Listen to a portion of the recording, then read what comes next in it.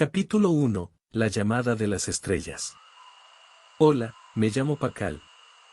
Nací hace mucho, mucho tiempo, en el año 603 después de Cristo, en un lugar conocido como Palenque.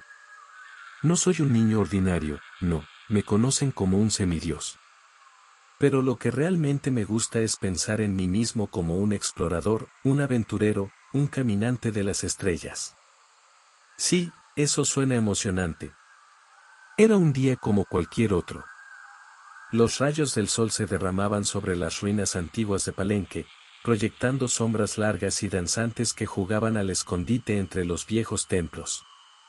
Estaba deambulando por ahí, tratando de descifrar los misterios de las piedras, cuando algo inusual ocurrió.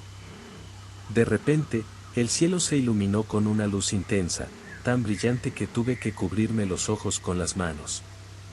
Cuando finalmente pude mirar, allí estaba, suspendida en el aire, una enorme nave espacial. Era una maravilla como ninguna que hubiera visto antes, con luces brillantes de colores que danzaban sobre su superficie metálica. Un panel de la nave se abrió con un suave zumbido, y un ser emergió. Vestía un traje de astronauta, su casco reflejaba el sol y los antiguos templos a su alrededor. Me sorprendió tanto que apenas podía respirar, pero de alguna manera logré mantenerme firme. El ser me miró y habló, su voz sonaba a través de su casco con un tono metálico y misterioso: «Bienvenido, Pakal». Aunque nunca lo había visto antes, su voz tenía un dejo de familiaridad, como si fuera un viejo amigo que no veía desde hace tiempo. Continuó: «Has sido elegido para ser el embajador de la Tierra, para explorar la Vía Láctea en nombre de todos los habitantes de tu planeta». Me quedé en silencio, asombrado. No podía creer lo que estaba escuchando. ¿Yo, un viajero de las estrellas? Pero cuanto más pensaba en ello, más sentido tenía. A pesar de la sorpresa, sentí una emoción arrolladora. ¿Quién mejor que yo, un semidios y aventurero, para explorar las estrellas? Dejé que la sorpresa se desvaneciera y respondí: acepto.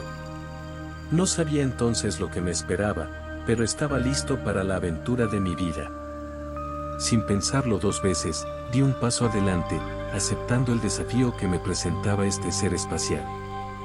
Unas pocas palabras habían cambiado mi destino por completo, de un semidios caminando por las antiguas ruinas de Palenque a un embajador de la Tierra, listo para explorar la Vía Láctea. El ser asintió, sus ojos escondidos detrás del reflejo del casco de su traje espacial. Extendió su brazo hacia mí, en su mano había una pequeña esfera de luz. «Esto te guiará», dijo con solemnidad, «será tu mapa, tu brújula y tu maestro. Te enseñará lo que necesitas saber sobre el espacio, los planetas, las estrellas y más allá». Tomé la esfera de luz en mis manos. Sentí una especie de calor confortante, como si algo en su interior cobrara vida. Era sorprendente, casi mágico. La esfera comenzó a cambiar de forma, mostrando galaxias, estrellas y planetas desconocidos para mí. Cada uno se dibujaba con trazos de luz, un universo en miniatura en la palma de mi mano.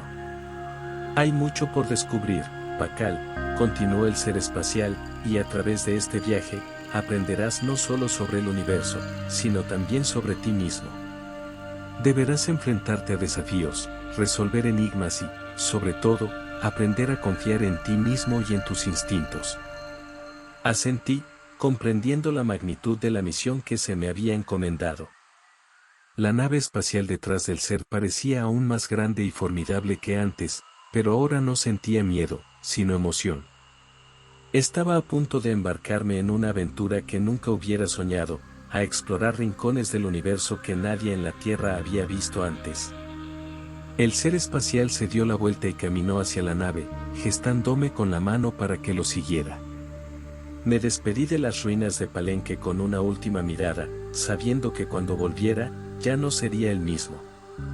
Estaba a punto de convertirme en un viajero de las estrellas, un explorador de la Vía Láctea. Mi aventura apenas comenzaba.